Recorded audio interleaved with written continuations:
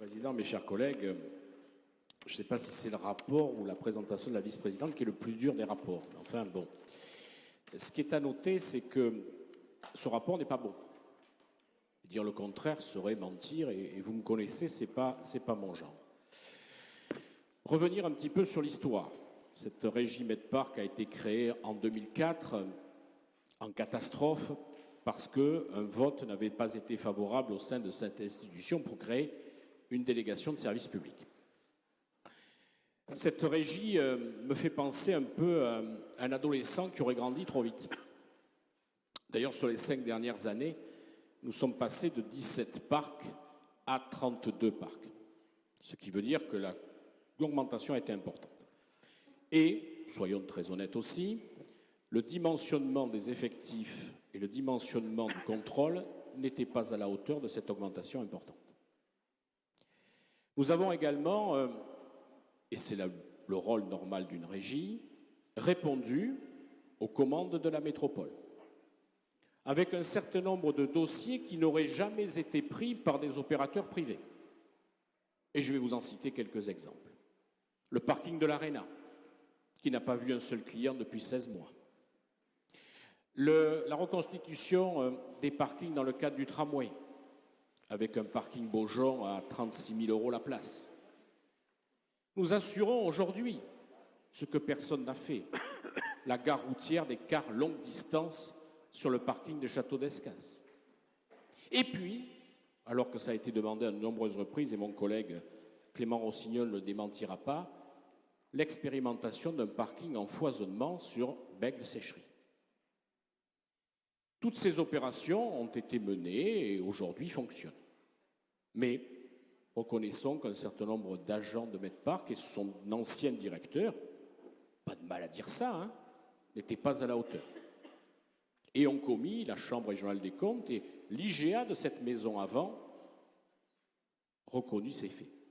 C'est pour ça que le directeur a été changé et qu'un nouveau directeur est en place.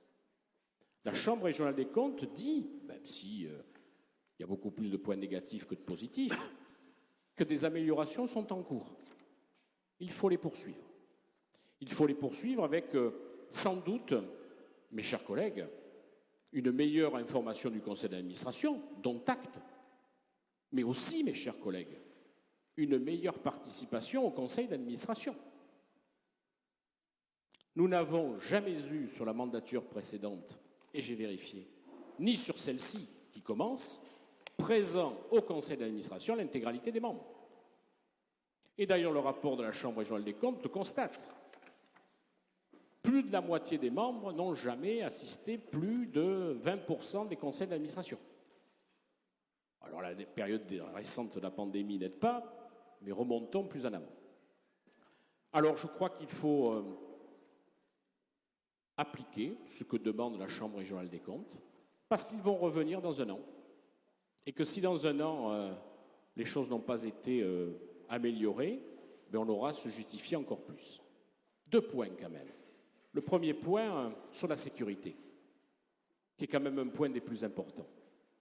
Depuis maintenant 2019, pas une seule commission de sécurité a reçu un avis défavorable. Le personnel qui a été mis en place fonctionne et aujourd'hui, ces commissions de sécurité ont reçu un avis favorable et c'est comme ça que les parkings ont pu fonctionner. La deuxième chose, c'est que, je ne sais pas si un jour on pourra le déterminer ou pas, mais il n'y a pas aujourd'hui de preuve qu'il y ait eu de détournement. Comme dans tout contrôle, on peut toujours avoir des doutes, on peut toujours vivre avec des doutes, mais la preuve n'a pas été apportée aujourd'hui. De l'incompétence, oui. Du manque de contrôle, oui. Bien évidemment, et personne ne pourra le nier, mais au moins sur ce point-là, je rappelle la situation financière de Medpark quand même. Nous avons, comme je l'ai dit, fait face aux obligations, avec 0 endettement. Cette régie n'est pas endettée. Nous avons répondu, nous avons fait ce qu'il y avait à faire avec les financements, même si, on peut le reconnaître, les choses auraient dû être améliorées. Voilà, mes chers collègues, quand j'ai souhaité rester président de Medpark, ce n'était pas pour être président de Medpark, c'est pour mettre en œuvre ce que j'ai commencé avec le nouveau directeur depuis, je crois, septembre 2018, pour qu'au milieu du mandat qui nous amène, la situation soit rétablie et qu'à ce moment-là, nous ayons une régie des stationnements efficace parce que, contrairement à ce qui se passait précédemment, elle doit maintenant faire face à de la concurrence. Il y a sur l'agglomération de Bordeaux 10 opérateurs de parking privés et que Medpark est un opérateur parmi ces 10 opérateurs et qu'il doit faire valoir sa différence en appliquant les politiques métropolitaines, mais il évolue aussi dans le monde concurrentiel et doit garder sa place.